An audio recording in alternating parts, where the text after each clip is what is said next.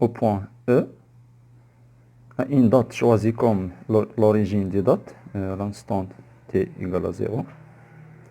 On néglige la résistance de l'air. Donc le solide se met à une seule force, c'est le poids, c'est la chute libre, sans vitesse initiale. Donc V0 égale à 0. V0 égale à 0 mètres par seconde. Donc on applique deuxième loi de Newton, la somme des forces extérieures égale à la masse M fois AG. Donc on a le poids P, égale à M fois A, mg égale à M fois A, donc A. Ensuite, la projection de A égale à J sur l'axe OX qui dirige vers le sol permet d'écrire la projection de A c'est AX et G c'est G. Et on a AX égale dVx sur dt, donc dVx égale à AX fois dt. On remplace AX par G, donc d'après la primitive,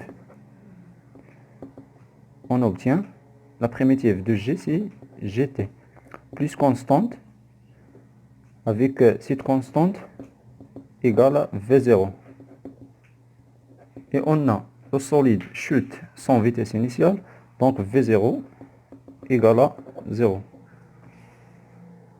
Donc Vx égale à Gt.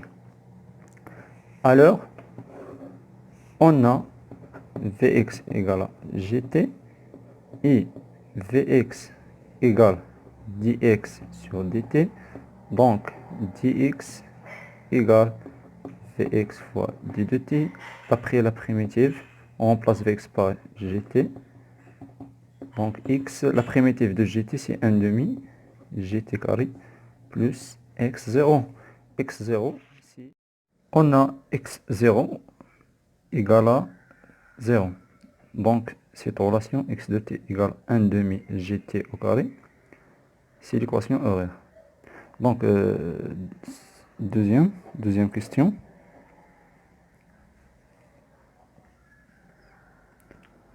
On a la distance entre le solide à l'instant t égale à 0 et le sol est égal à h.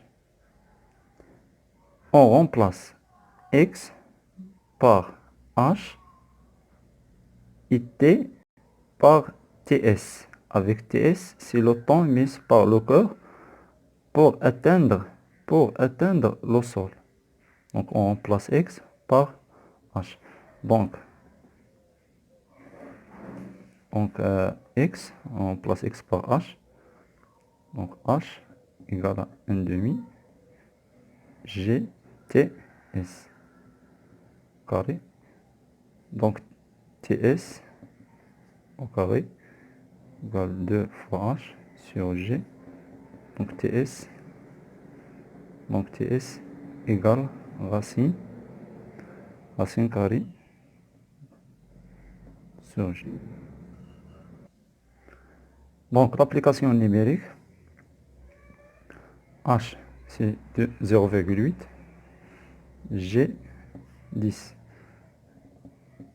donc 0,4 secondes, avec h en mètres. Troisième question, la vitesse du corps quand il atteint le sol, on a V égale G fois T. Donc Vs égale J fois Ts, avec Ts égale 0,4. Donc on remplace Ts par sa valeur. Donc Vs égale G c'est 10 fois 0,4, donc 4 mètres par seconde. Donc c'est la V, c'est 4 mètres par seconde, c'est la vitesse de corps S, parce qu'on atteint le sol.